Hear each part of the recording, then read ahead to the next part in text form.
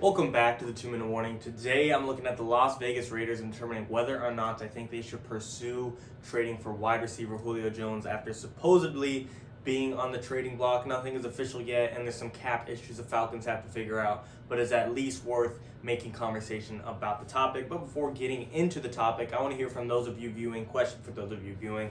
Comment down below, especially the Raiders fans out there. Do you want to see Julio Jones on this Las Vegas Raiders lineup? If you have a receiving core of Julio Jones, Henry Ruggs, John Brown, Hunter Renfrow, and X-Factor Darren Waller, this Raiders team could go places. But you might not like it. You might think you have to give up too much for Julio. But whatever your thoughts are, comment down below.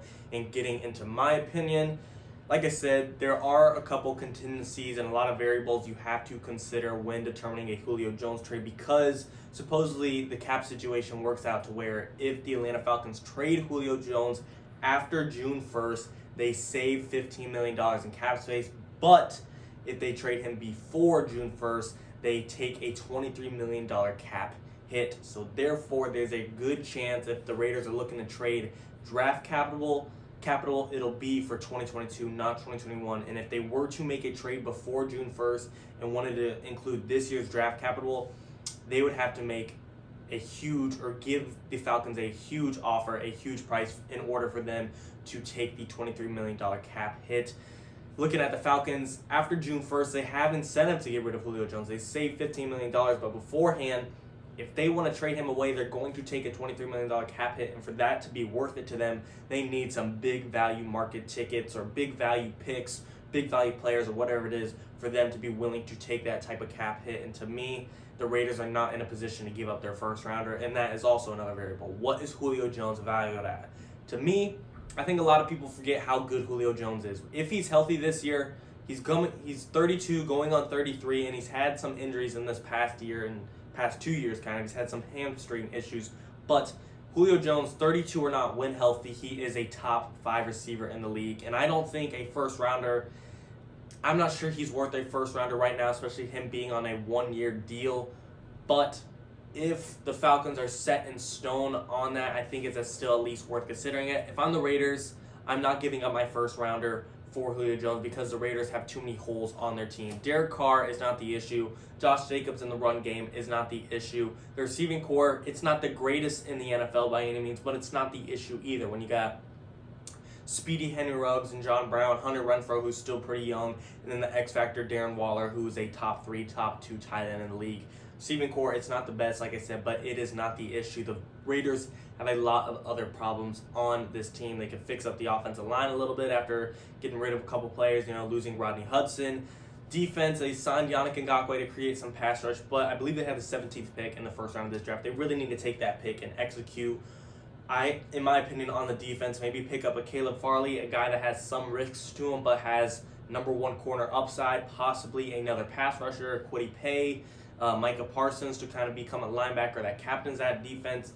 To me, in first round, they probably need to go defense, and they just can't afford to give that up for Julio Jones. But if the Falcons are realistic and they're looking to move Julio Jones after June 1st, they're set in stone on that, and I'm the Raiders, I'm willing to give up my 2022 second-round pick for Julio Jones. He's a 1-year deal type of guy, but you're almost running a player to just see if you could go all the way in 1 year. I mean, for reference, if you guys watch the NBA, when the Toronto Raptors traded for Kawhi Leonard, they know they were only going to get him for 1 year, yet they rented him for the 1 year, and it resulted in a championship. The Raiders could have the similar route. They could trade for Julio Jones, and they know he's only going to be on 1 year, but the Raiders team, I don't think their offense is a problem. Derek Carr, I think he's above average quarterback, top 15 in the league. Josh Jacobs, top 10 running back. Receiving core, it has its weapons, but it's not an issue, but it is not good enough to take down a Kansas City Chiefs. And if you want to make the playoffs, if you want to fight for that division, you need a guy like Julio Jones to elevate your team and take you to the next level. All of a sudden, if you got Derek Carr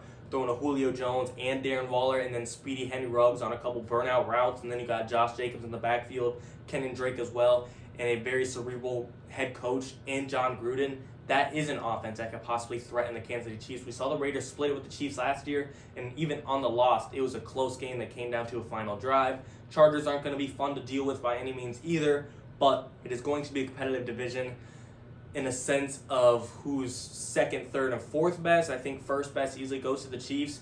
But if the Raiders want a chance to fight for first, Julio Jones is the type of guy that can take your team to the next level. So to me, I'm at least calling and seeing what he is worth, and seeing what he is.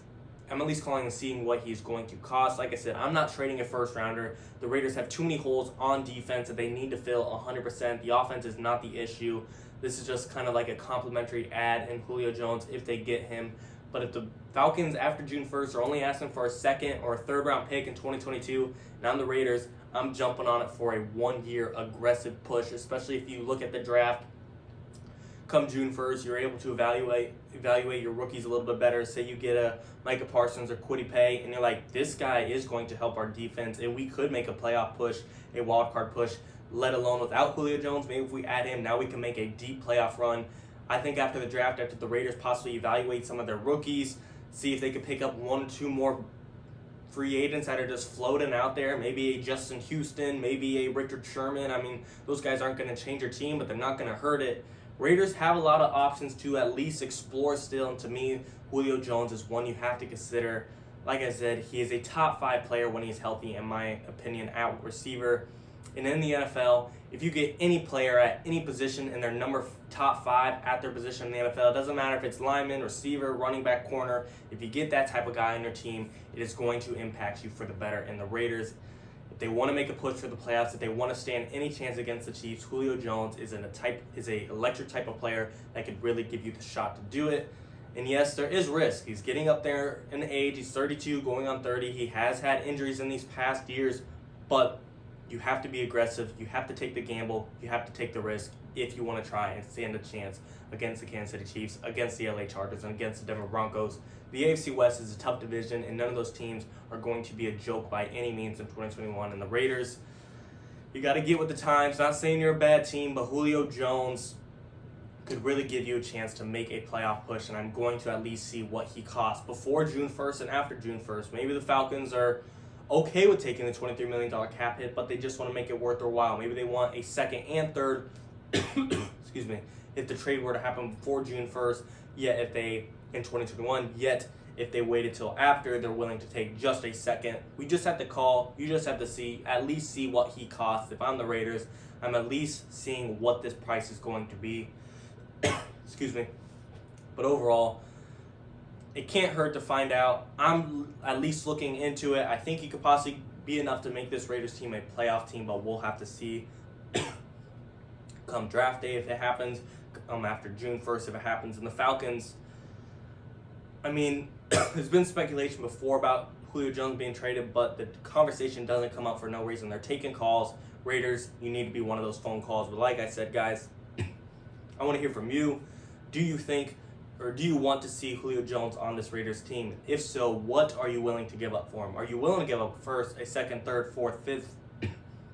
Excuse me. Or are you willing to give up a player as well? Maybe you're willing to trade a Hunter Renfrow in return to make the price a little cheaper, so the Falcons still get a receiver to work with, and then maybe throw in Hunter Renfrow in a fourth. You get a receiver to work with for the Falcons, and you still get a little bit of draft capital, and the Raiders get Julio Jones in return. You don't want to give up Hunter Renfrow, but if the Falcons have their eye on a player, Raiders, you got to be open to options. At least see what he's going to cost, and this guy could really take you to a possible playoff team. But like I said, guys, comment down below your thoughts, and as always, thanks for watching 2 Minute Warning.